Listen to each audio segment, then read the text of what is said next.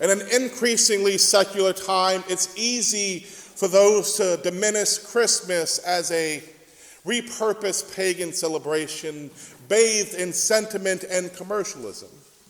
And I won't pretend to be immune from the season's sometimes syrupy sweetness. I love seeing cars flying down the streets with Christmas trees on their rooftops.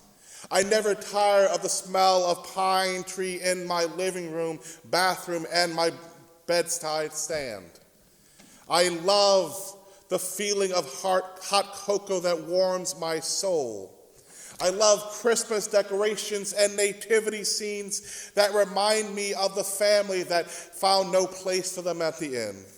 I love the stories of the angels appearing before the shepherd and then telling them about the birth of the Savior, and then the angelic host appearing out of nowhere, singing praise and worshiping God. I love the stories of the Savior being born in a feeding trough, and a mother and father just doing whatever they had to do to get that baby into the world. I love the story of the wise men and their gifts. I love the hymns and the carols that tell us of the wonderful joys of the birth of the Messiah. Hymns like Angels We Have Heard on High, and O Come All Ye Faithful, and Joy to the World, and so on. If we wanted, we can get surrounded by so much joy that we can convince ourselves that that's all there is in Christmas. But that's not the truth. In the background, we see the Holy Family having to pick up their lives, everything they have because of a census and travel, miles and miles and miles with animals, a pregnant lady, servants if any, and all their household items with them, only to find that there's no family for them to stay with. The inn is also full. And then we have the worst story yet. Year A, the first Sunday after Christmas' gospel. We hear about the slaughtering of innocent children. And it's terrible. And I'd like to kind of try and explain why Herod makes this decision. And it comes in that hymn and carol we just sung, Christ is King. You see, when you read the Gospel of Matthew, one of the first things the writer does is trace Jesus' lineage back to Abraham. And along the way, he highlights several folks, but one in particular sticks out for us this day, David. David is one of Jesus' great-great-great-great-grandfathers, which is why he's able to be the shoot that comes from the stump of Jesse we talked about on Christmas Eve. Jesse is David's dad, and the stump comes as a result of the kings no longer sitting on the throne because of the exile. And since Jesus is of David, that makes him royalty. In fact, it makes him the de facto king of the Jews.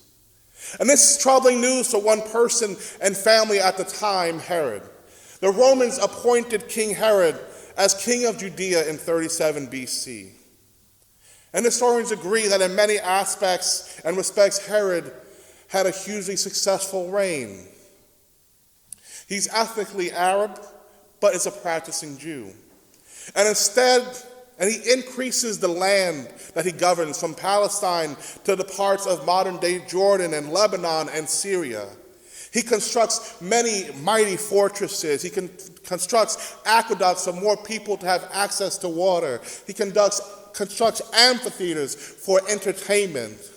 And it earns him the title Herodes Magnus, as we see him in the Bible as Herod the Great. But there's one title they gave him as well. They gave Herod the title King of the Jews because of the Jewish population he ruled. Therefore, when the wise men come to Herod after Jesus is born, and they tell him that they have seen the star of the one who is to be born King of the Jews, it is very problematic for King Herod. Because that means that Jesus was a threat to Herod's power and would have to be eliminated.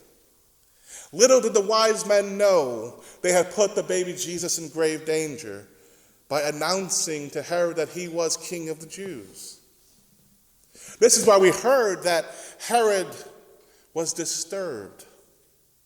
See, as time passes and Herod continues to think and ponder on what the wise men had told him, it moves him to take action. It moves him to try and snuff out the potential threat to his throne and all the power that he holds dear to him. And so out of that fear, he calls for the killing of innocents, age 2 and under, in Bethlehem and in the surrounding vicinity. Lucky for the family, before Herod's minions can get there, an angel of the Lord appears on the scene, warns Mary and Joseph to take action and to get up and flee to Egypt in order to escape the oncoming onslaught. Makes them refugees fleeing for their safety because their son will die. Jesus will die if they don't do something soon. And so they listen and they seek refuge in Egypt. And so as I read this, it made me think, what would I do if I was Joseph? What would you do if you were Joseph and Mary? And you're fearing for your son's life, his safety and well-being.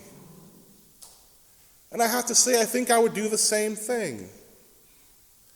The sad part for us, though, is that the Holy Family is not the only family that has had to make this decision throughout history. Families have had to constantly pick up their lives in fear for their safety and well-being. And so I want to share a story of a family that has to make a decision. One day, a bomb hits the kindergarten that Muhammad's youngest son, Amir, attends. And so his family has to make a decision. Do we stay in the midst of this war, or do we leave Aleppo behind in search of a place where we can find safety, be happy again, and our children can finish their schooling? They decide to flee. And in the midst of this chaos, the two cars that are carrying the families get separated. In one car is Muhammad and several of his children, 4 of them. In the second car is his wife, the grandmother, and 3 other children. And in the midst of the fighting and chaos, they are separated. One gets out, one is trapped in the city. As was much of the crisis, this one moment in time will shape the family's life forever. Now facing this prospect of being a single dad to his children, Muhammad and his 4 sons and daughters undertake a perilous journey across Turkey. They have all their money stolen by smugglers along the way. It takes them 7 tries to finally cross the Aegean Sea, separating Turkey and Greece, to reach the island of Lesbos. And now their lives are stuck in limbo as they await news about their asylum claim. The 16-year-old explains, there is no hope. We are stuck here in Greece, and my mom and my grandmother and my sisters and brothers are stuck in Syria. You see, back home, before the Civil War, the family had a normal and happy life. Dad owned a factory. All their children were in school learning. His oldest daughter even graduated at the top of her class and was accepted to Aleppo University. But they had to give it all up for the safety of their family. Recently, they were able to speak to their mom on WhatsApp. In the midst of the conversation, off all these loud noises, Aleppo is being shelled once again. And the family is forced to sleep in a corridor for safety. Mom can no longer make the journey because a wall collapsed on her after being bombed, and she needs surgery. But the hospitals have been under attack. There's nowhere for her to go. Grandma is too old now and needs support, but there's no one to support her. It's tough for the family. In March 2016, the European Union and Turkey, they strike a deal. The deal is to stop the refugees from going to Europe. And so now approximately 58,000 refugees, most of them coming from Iraq, Iran, and Syria, are in Greece, and they're waiting. 58,000, and over 60% are women and children. Many of them are mothers and daughters and wives who have family already in Northern Europe that they cannot get to.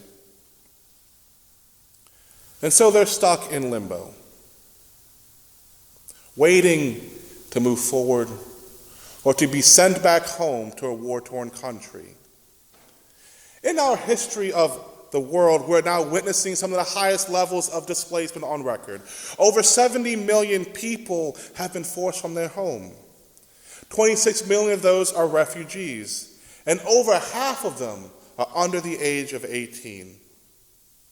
I share this because, as a spiritual leader and a preacher, I believe it's my job to equip you and to kind of push you and get you to think about things, not necessarily to tell you what to believe. Especially things that are prevalent in our world today. I want to get your attention so that you can start mulling around for yourself and think about, what is the Christian response to this? What is the loving response to this? See, your faith is for you to work out by exercising it and wrestling with it, with the issues that we face, going from spiritual milk to spiritual meat and potatoes. And it's not just issues like this, but also issues in our own communities. We face things like an opioid epidemic right here in our backyard, homelessness.